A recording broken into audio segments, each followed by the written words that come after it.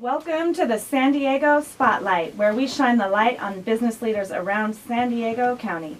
I'm your host, Elizabeth Story, bringing you the inside story. Now, I can barely contain my excitement about today's guest. He is an expert in the construction industry and specializes in design, builds, and remodels.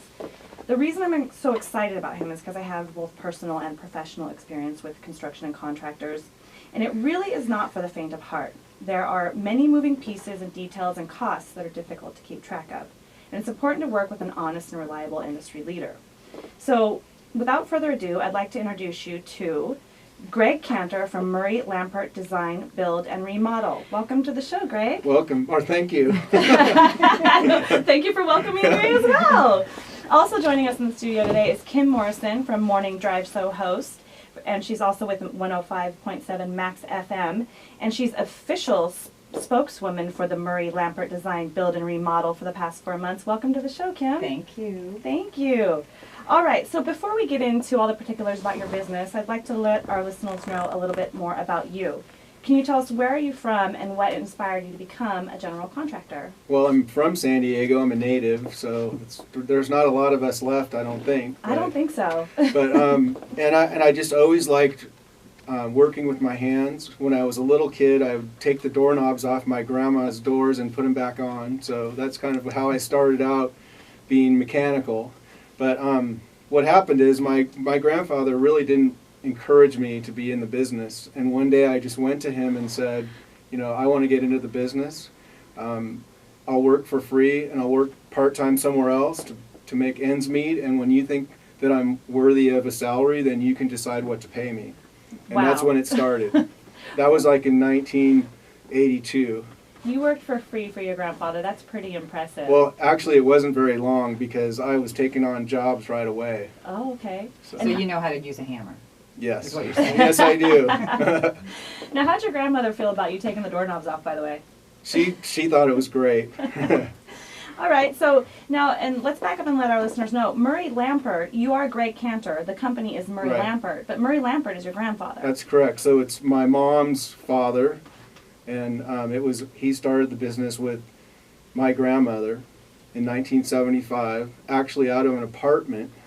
They had 2 rooms in an apartment that were offices, eventually moved to a house, and then when I took over in about 1989, I said, you know, I had a family on the way and I wasn't going to work 24/7 out of my house, so we actually rented a small space. Oh, wow, that's impressive. How big is that space now? Well, the space what I had when we started was 1,000 square feet. Now we have about 3,000 square feet. And you're located in Mission Valley. Correct. And now you're doing something really impressive that I know a lot of other companies don't do. You have a really technical virtual aspect to your business. Can you tell us a little bit about that? Yes, about 3 years ago we introduced this platform that we use for design development, which completely changed the company. It changed our service and it changed the experience that our clients have because they actually become part of the whole creative aspect. And we can show virtual tours, elevations, full detailed plans of their project, and we can on the fly make changes while they're sitting there. That is so nice because I know a lot of people have a real hard time conceptualizing what's going to happen, what it's going to look like, and when you get to see it right there on a screen, get to play around with colors and check this brown with this mocha, it's probably really helpful for people to make decisions. People love it, and what I call it is it's real collaboration. It's not where we're having an architect, and we do have an architect in our office, and he does all the designs, but it's not like us creating a design and taking it to someone and saying, here it is, this is what you get. They're actually part of making decisions. That's great. And so you kind of touched on this a little bit. That's when the focus of your business sort of changed. You originally were more just general contractor and construction, but now you really decided that your forte is designs and remodels. Correct. Well, design, we always were design built, but we just took the design to a totally different level because we have the architect in our office, works for us, licensed, so we can provide architectural, some usually better than architects' plans, and we know what the costs are going to be because we're the contractor. So it's really easy to stay within a budget. We work together with our client and we show different design schemes, and then we usually meld 3 designs together to come up with the final one Question. Yes. That's what makes you completely different, is the fact that you can control Right. pricing, because pricing is what gets out of hand most when you're doing a remodeling job. That's correct. And the other part of it is we get all this stuff identified up front, so it minimizes the changes when we're in construction. Everybody's afraid of change orders. Change order isn't even a word in our vocabulary. And that's why, and that's again, that goes back to why I'm so excited to talk to you today, because, you know, as we shared a little bit before we came on air, I've had some personal experience with contractors, and it was nasty, and it was really troublesome, because there are contractors out there who like change orders. They like to underbid things. But you're a company, you are the Better Business Bureau Vice Chairman for 2014. You were the Better Business Board member from 1996 to present. And in the past, you were the member of the Ad Club Advertising Ethics Committee, as well as the Ad Review Chair. Why are you so dedicated to being a pillar of our community? Well, I mean, I just believe in treating everybody fairly, putting everything in writing, and if you do things honestly up front, then it just works. It's so refreshing. You are like a breath of fresh air. So now let's talk a little bit more about some of the other things that people might not be aware of. Can you explain a little bit more in detail about change orders, mechanics liens, and things like that? Sure. Well, let's start out by saying that you should never give a down payment of more than $1,000. Never, ever, on any project. And progress payments should be called out in writing, and it should be based on inspections and milestones on a project. That way, the contractor doesn't get too far ahead of you as the homeowner, and you control things. You control the payments. Now, what's a typical schedule for progress payments, like 25%, 50%? Well, for us, the average major remodel probably has 8 different progress payments. A kitchen may have 6 different project payments. Oh, wow. That's nice. So that way, like you said, the homeowner doesn't end up owing too much, or the contractor doesn't end up taking too much, because the last thing you want to do is pay someone and have them quit. Also, it keeps a little incentive to keep Absolutely. to keep them on the job. Yes, absolutely. exactly. And so a stage should be done, and then the client should be happy with that stage before they let go of that check. Exactly, exactly. Now, you're also involved in Remodeling Magazine. You've been named on their top 500 on a few occasions, usually in the top 100. And you recently won the Better Business Bureau Award for Marketplace Ethics. So again, talking more and more about, I mean, these just aren't statistics you usually hear associated with contractors, and again, why I'm so excited to talk to you. Now, what's your favorite project that you like to work on? I would say a remodel where there's a kitchen and space that we add, because it's just the most dramatic, especially kitchens. People spend so much time in kitchens and great rooms, family rooms. And I just see when we finish those jobs how excited people are. Yeah. Well, kitchens are now the focal point.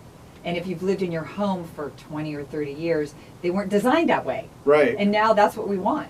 So now we're taking walls down, opening up kitchens, and usually the kitchen and the great room or family room are just one big room. For all the kids to play while mom's cooking. That's what, you know, a lot of people know I have a background in real estate, so a lot of clients, they want that big space for their family to play in.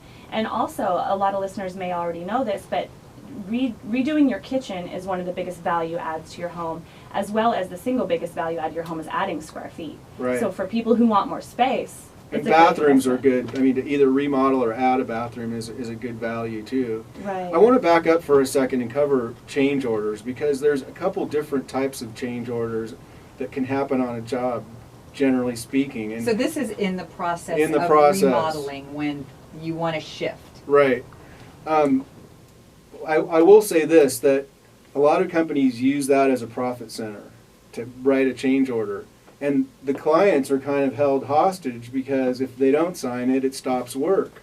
But I would say you need to push back if it's a change order that you didn't ask for, that's not, you don't think is legitimate, then you shouldn't just sign a change order slip. And when you say profit center, what you're really meaning is hidden cost. That's kind of a really nice way Right. to call it a hidden cost. So a homeowner signs up for this job thinking that it's going to cost X, Right. while the contractor pretty much knows that's really going to cost Y. Exactly. And it can be a surprise. And then going back to mechanics liens, once the work has already been started on your property, then you get into a nasty position where if you elect to not continue, you could put yourself vulnerable, because now you have a lien on your property to be owing someone money for work that you didn't know was going to cost so much. Right. Well, and we should talk about mechanics liens, because people are in fear of mechanics liens, and as a contractor or a subcontractor, there's paperwork that has to be filed in a timely manner. So unless that's done, the contractor or the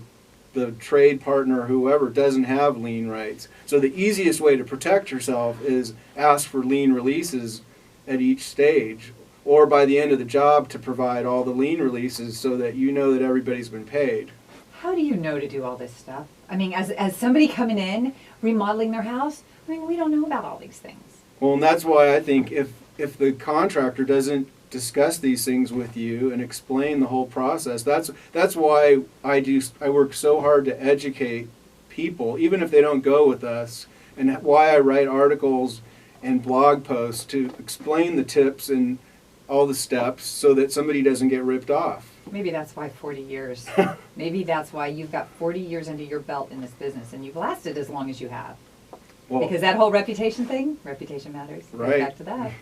Well, it's a good point you bring up. No matter what contractor you decide to use, you got to make sure you check their license. That's public information. That's Contractor State Licensing Board. Check their reviews. Check their websites. Look into the company that you're using. Make sure that they're financially responsible. Right. That they don't have a lot of complaints. 'Cause- Reviews, I mean, and not just one review platform. You need to look at different ones and look at the nature of the complaints, if there are any, Yeah. and then make an educated decision. Yeah. Have you ever had to come and fix a botched job? We get calls for those, and we seldom take those kind of jobs because it's just too hard. Typically, the people have spent, and I hate to talk about horror stories, but typically the people have paid 80% of the contract, and then but it's going to cost more than 20% to finish the job. Right. That's just an awful position to be in as a homeowner, I'm sure. You're so excited about this project and then you just end up disappointed. So again, that's why it's so important to do your homework in the beginning. I can tell you you're a company I would definitely be, excited to work with. Again, this is Gregg Cantor from Murray Lampert Design, Build, and Remodel. They're located right here in Mission Valley. You can check them out at murraylampert.com. When we come back, we'll be here again with Greg and Kim, and we'll talk a little bit more about the construction industry. Stay tuned.